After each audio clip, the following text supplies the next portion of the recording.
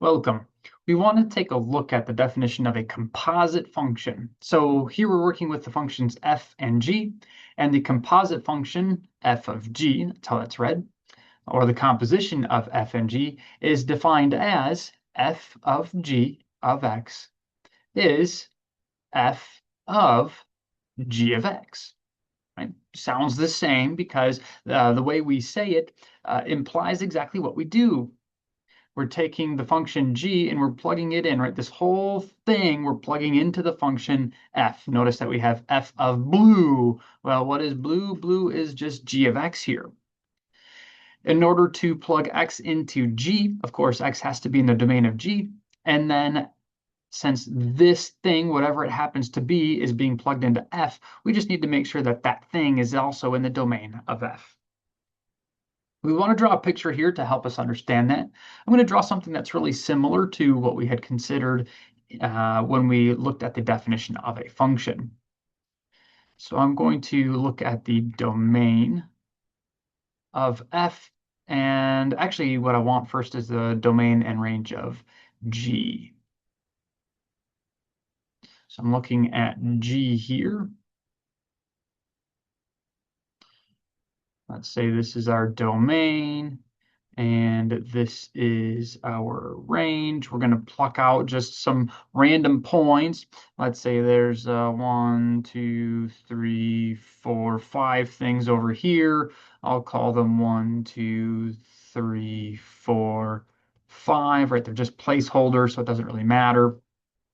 Just as a reminder, we can have things in the domain pointing to the same thing in the range. So I'm going to put 4 things over here. 1, 2, 3, 4 things over here. So I'm going to have 1 pointing to this, 2 pointing to this, 3 pointing to this thing down here, 4 pointing to that, and 5 pointing to that as well. Now maybe I want to give these some names. Let's call them A, B, C, D. That's fine. So this is our function g. Now what I'd like to do is I would like to consider the domain and the range of the function f. Excellent. So let's say that it looks a little bit different. And let me change colors here. All right, for our function f, I'd like there to be some overlap. So I'm going to grab onto all of these things, and we'll say that there's a couple of additional things over here. So we have A, B, C, D. Let's call them E and F. And this is the domain of our function f.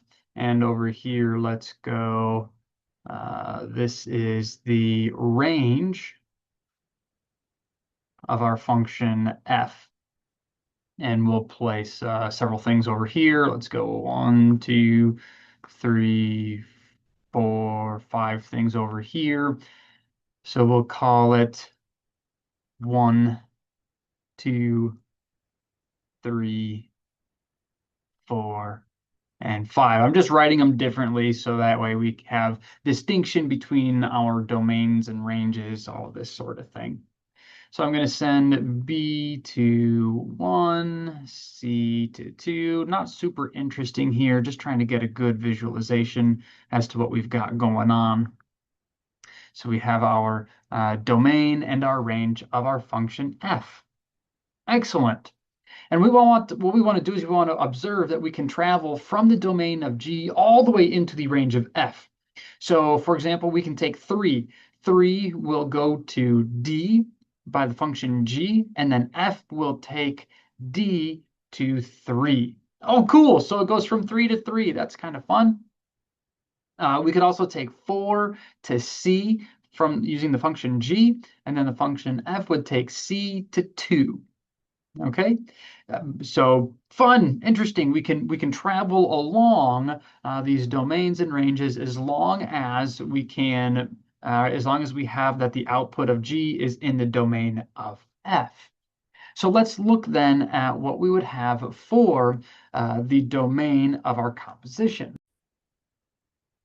For the domain of our composition, we need to make sure that the outputs of G are in the domain of F.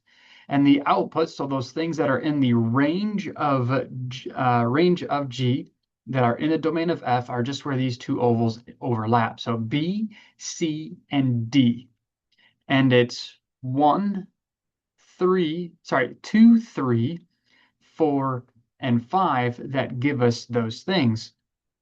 So this thing, these things right here, this is our domain of the composition f of g of x.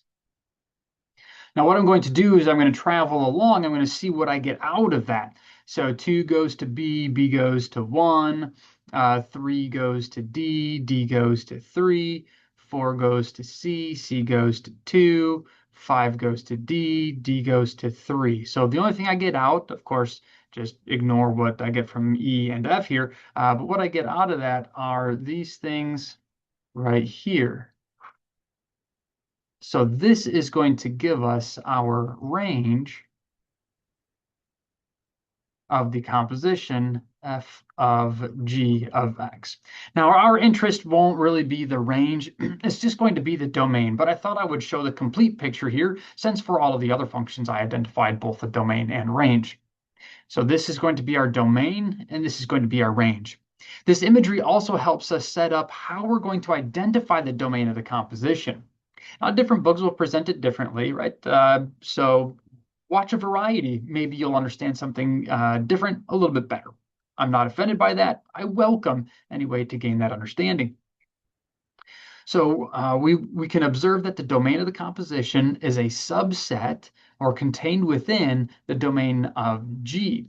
So what we do is we start with the domain of the innermost function, right? The thing that's inside the furthest. G of x is on the inside. So we're going to look at the domain of the inside function. That's this thing right here. And then we're going to say, all right, let's just make sure that what we get out of it, we can actually plug into F.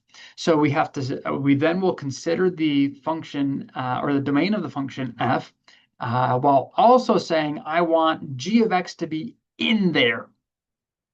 And when we do that, that will begin to tell us what we need to exclude from the domain of G in order to identify the domain of the composition.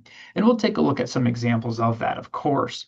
But this gives us the idea of our composition. We're traveling along from the domain of one all the way into the range of the other.